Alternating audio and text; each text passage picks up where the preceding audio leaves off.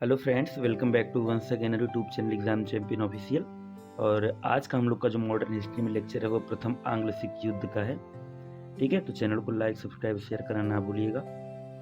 और जो लोग पहले से सब्सक्राइब कर चुके हैं उनका बहुत बहुत धन्यवाद। चलिए स्टार्ट करते हैं। जो है प्रथम आंग्ल सिख युद्ध यानी 1845 से 1846 तक चला था। उसमें वायसराय जो हार्डिंग प्रथम था, भारत का गवर्नर जनरल था। ठीक है, और प्रथम आंग्ल सिख युद्ध का कारण दरबार में गुटबंदी के कारण माना जाता है। सेना को अपने वश में करना जिंदल एवं लाल सिंह का उद्देश्य हो गया था।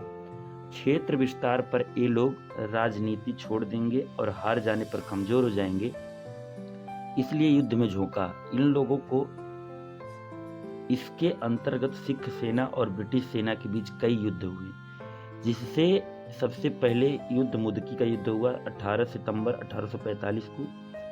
फिर फिरोज शाह का युद्ध हुआ 2 दिसंबर 1945 को। अली वाला बांदवल का युद्ध 28 जनवरी 1846 को, जबकि अंतिम सबराव का युद्ध हुआ 10 फरवरी 1846 को हुआ। सिख सेना हार गई, ब्रिटिश सेना लाहौर पर अधिकार कर लिया। और मुदकी का युद्ध 18 सितंबर 1845 ईस्वी को हुआ। फिरोज शाह का युद्ध 21 दिसंबर 1845 को हुआ। आलीवाल और बद्दोवाल का युद्ध 28 जनवरी 1846 को हुआ। सबराव का युद्ध 10 फरवरी 1846 को हुआ। तो ये सीरीज भी याद कर लीजिएगा, क्योंकि पीसीएस मेंस में कालक्रम अनुसार लगाने के लिए भी पूछता है। ठीक है, तो इसका ट्रिक है मुफियावस से याद रख सकते हैं आप लोग। ठीक है, आगे बढ़ते हैं। इस युद्ध के बाद लाहौर की संधि हुई। ठीक है, ये आरओ में पूछा था। हाँ, आरओ में पूछा था इस बार जो हुआ था परीक्षा। ठीक है, और जो संधि हुई थी 9 मार्च 1846 में हुई थी। इसके अंतर्गत महाराजा ने सतलज के पार के अपने समस्त प्रदेश सदैव के लिए छोड़ दिए। महाराजा ने सतलज और व्यास नदियों के बीच स्थित सभी दुर्गों पर से अपने अधिकार पूर्णतः छोड़ दिया, जिस पर कंपनी ने अपना अधिकार कर लिया।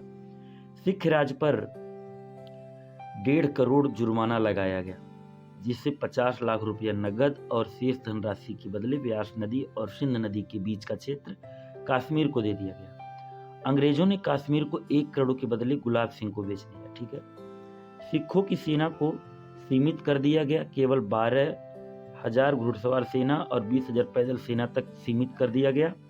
दिलीप सिंह को सिखों का महाराजा स्वीकार कर लिया गया। रानी जिंदल को संरक्षिका, लाल सिंह को वजीर स्वीकार कर लिया गया। और 5वां जो था, लाहौर में एक ब्रिटिश रेजिडेंट हेनरी लॉरेंस को 1 वर्ष के लिए नियुक्त किया गया और अपने पंजाब के आंतरिक मामले में हस्तक्षेप न करने का वचन दिया।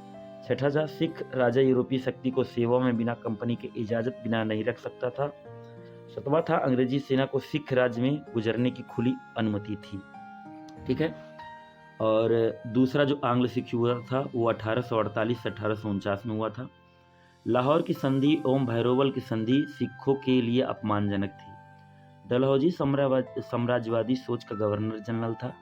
अंग्रेजों ने रानी जिंदल के साथ बुरा व्यवहार किया।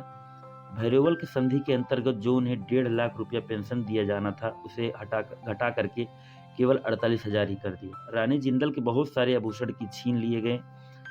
मुल्तान के गवर्नर जो थे मूल राज को पद से हटा दिया गया। इससे सिख बेहद नाराज हो गए, इसलिए सिख और अंग्रेजों के बीच द्वितीय आंग्ल सिख युद्ध हुआ। ठीक है, ये 1848 से 1849 में। और याद रख सकते हैं आप लोग, कालक्रम अनुसार पीछे में पूछता है रांची गो, यानी पहले रामनगर का युद्ध, फिर चिलियानवाला का युद्ध, फिर गुजरात का युद्ध। लॉर्ड डलहौजी ने 1849 में पंजाब का विलय अंग्रेजी शासन में कर लिया। सिखों के अंतिम राजा दिलीप सिंह को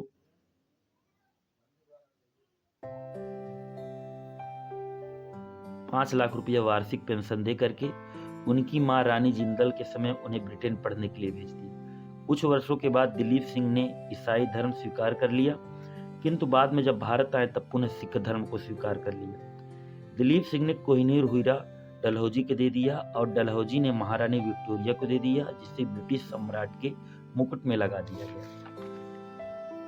ठीक है, अब यहाँ से रणजीत सिंह का प्रशासन देखेंगे हम लोग अगले वीडियो में। तो चैनल को लाइक सब्सक्राइब और शेयर करना ना भूलिएगा दोस्तों। मिलते हैं किसी अगली वीडियो में।